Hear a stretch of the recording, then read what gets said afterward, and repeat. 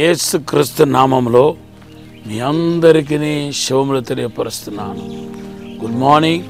Morning మన్నా అని ఈ కార్యక్రమానికి మిమ్మల్ని అందరినీ ప్రేమతో ఆహ్వానిస్తున్నాం. ఈ యొక్క మార్నింగ్ మన్నాని ఈ యొక్క కొన్ని నిమిషాలతో కూడిన ఈ కార్యక్రమం మీ జీవితానికి చాలా ఆశీర్వాదకరంగా ఉంటుందని నేను విని దేవుని స్తుతిస్తున్నాను. అనేకులకు ఈ కార్యక్రమాన్ని షేర్ చేయండి.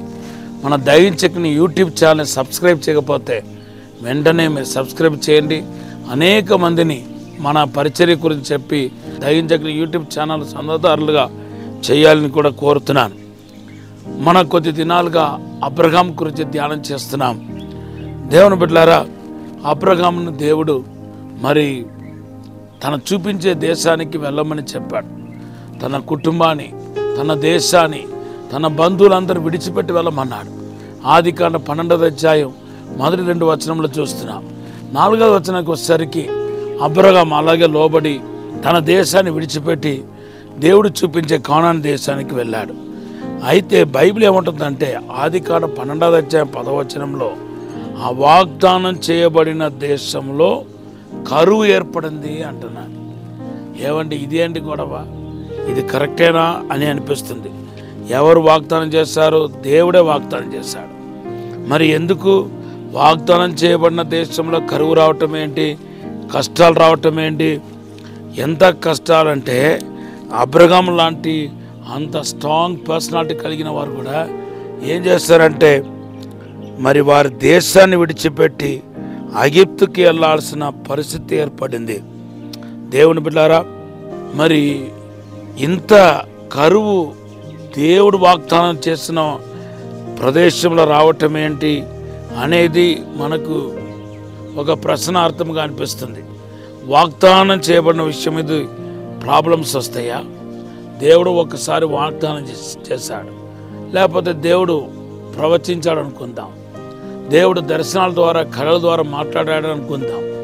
దేవుడు వాగ్దానం చేసి మనకి ఇచ్చిన వాటి మీద సమస్యలు వస్తాయా, పోరాటం వస్తాయా, శోధన వస్తాయి అంటే ఖచ్చితంగా పోరాటం రావచ్చు, కానీ అది మన యొద్దకు రాదనేది మీరు తెలుసుకోవాల్సిన విషయం. ప్రాబ్లం అయితే రావచ్చు, కానీ అది మీ యొద్దకు రాదని విషయాన్ని మీరు జ్ఞాపకం చేసుకోవాలి.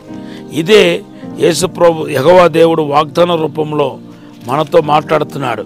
యెషయా గ్రంథం 43వ అధ్యాయం 2వ వచనంలో చదివితే, నువ్వు నదులు దాటును మునిగిపోవు, అగ్నిలో నడిచినను కాలిపోవు. అంటే మనం వాగ్దానం చేపడితే కనుక మన చుట్టూ అగ్ని ఉన్నా మనం కాలిపోము. ఆ అగ్ని గురించి మీరు మాట్లాడవద్దు, మీరు కాలిపోయారా లేదా అనే విషయాన్ని గురించి మాట్లాడాలి. అలాగే మన చుట్టూ జలప్రలయం ఆవరించిన మనము మునిగిపోము. ఎందుకంటే వాగ్దానం చేసిన వాడు మనతో ఉన్నాడు కాబట్టి మనల్ని ఆయన తప్పిస్తాడని విశ్వాసంతో ముందుకు సాగాల్సిన వారై ఉన్నారు. ఏలియా చూడండి, ఏలియా దేవుని చేత ఏర్పాటు చేయబడిన వ్యక్తి. ఏలియాను దేవుడు ఆశీర్వదించాడు, కానీ ఏలియా ఉన్న కాలంలో భయంకరమైన కరువు వచ్చింది. కానీ ఏలియాకు కరువు వచ్చిందా? రాలేదు. ఏలియాను దేవుడు అద్భుతంగా కాకుల ద్వారా పోషించాడని, తర్వాత ఆయన దాగాన్ని తీర్చడానికి కేరితు వాగు దగ్గర నడిపించాడని మొదటి రాజుల గ్రంథం 17వ అధ్యాయం 1-7 వచనాలు మనం చూస్తున్నాం. అలాగే మొదటి రాజుల గ్రంథం 18వ అధ్యాయం 4వ వచనం చదివితే మరి అక్కడ ప్రవక్తలు ఉన్నారు. ఊరంతా దేశమంతా కరువు, తిండి లేదు, ఆహార కొరత ఏర్పడింది. కానీ ఒబేద్య అనే వ్యక్తి చేత దేవుడు ఏం చేస్తున్నాడంటే ప్రవక్తలు ఒక కుమారుల్ని పోషించినట్టుగా మనకు కనపడుతుంది. అదే పట్టణంలో సారేపాత్ అనే ఆ ఊరిలో ఒక బీద విధవరాలు, భక్తి కలిగిన బీద విధవరాలు ఉంది. ఆమెను దేవుడు అద్భుతంగా పోషించడాన్ని మనం చూస్తున్నాం.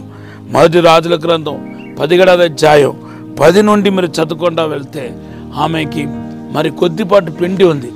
ఎవరింట్లో ఆహారం లేదు, కానీ ఆమె ఇంట్లో మాత్రం కొద్దిపాటి పిండి ఉంది. అదొక అద్భుతం. తర్వాత అది ఎలియాకి ఇచ్చిన తర్వాత ఏమైంది? పిండి తరగలేదు, నూనె తరగలేదని మాట రాయబడి ఉంది. మొదటి రాజుల గ్రంథం 17వ అధ్యాయం 14-15లో రాయబడి ఉంది. కాబట్టి వాగ్దాన భూమిలో మీరు ఉన్నప్పటికీ, వాగ్దానం చేయబడిన వాటిని మీరు స్వాధీనపరిచి అనుభవిస్తున్నప్పటికీ కొన్ని ప్రాబ్లమ్స్ కనపడవచ్చు, కొన్ని శోధనలు రావచ్చు, కానీ అవి మిమ్మల్ని ఏమీ చేయలేవనేది ఈరోజు మీరు నేర్చుకోవాల్సిన పాఠం. దేవుడు వాగ్దానం చేసినంత మాత్రము నాకు ప్రాబ్లం రాదు, శోధన రాదు అనుకుంటే పొరపాటు. ఏదో ఒక శోధన కష్టాలు వస్తాయి, కానీ అవి మిమ్మల్ని ఓవర్కమ్ చేయదు అనేదే ఇప్పుడు మీరు నేర్చుకోవాలి. దేవుడి ఈ మాటను దీవించనగాక. ఒక చిన్న ప్రార్థన చేస్తాను. పరిశుద్ధము నమ్మకమైన పరలోక తండ్రి, ఈరోజు మాతో మాట్లాడిన విధానం బట్టి వందనాలు ప్రభా. ఇప్పుడు ఆశీర్వదించండి, విశేషమైన కృప దయచండి ప్రభా. శక్తి చేత కాదు, బలము చేత కాదు, ఆత్మ ద్వారా సమస్తం జరుగుతున్నారు ప్రభా. మీరు ఆశీర్వదించండి, దీవించండి, విశేషమైన కృప దయచేసి బలపరిచి నడిపించమని యేసునామములో అడిగి వేడుకుంటున్నాము తండ్రి, ఆమేన్. ఈరోజు మీ వాగ్దానం కీర్తన 37:4-5. Have a blessed day.